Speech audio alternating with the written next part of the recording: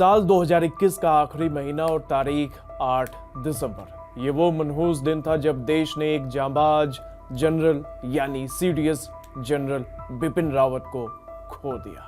दरअसल तमिलनाडु के कन्नूर की घनी पहाड़ियों में एक हेलीकॉप्टर दुर्घटनाग्रस्त होता है जिसमें तत्कालीन चीफ ऑफ डिफेंस स्टाफ यानी जनरल बिपिन रावत सवार थे।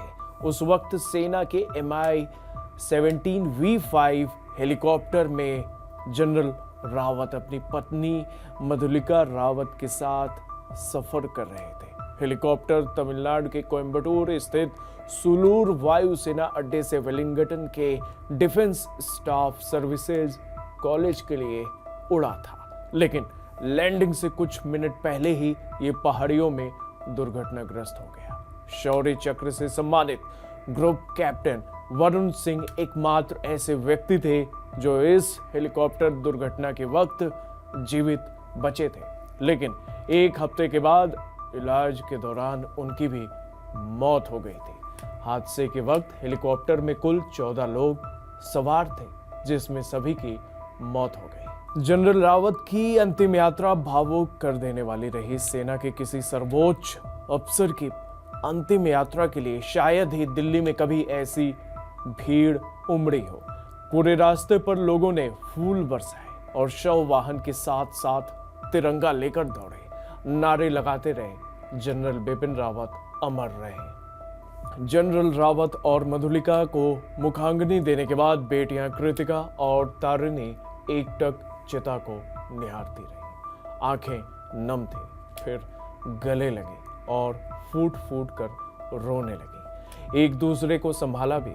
मुखाग्नि के वक्त जनरल को 17 तोपों की सलामी दी गई।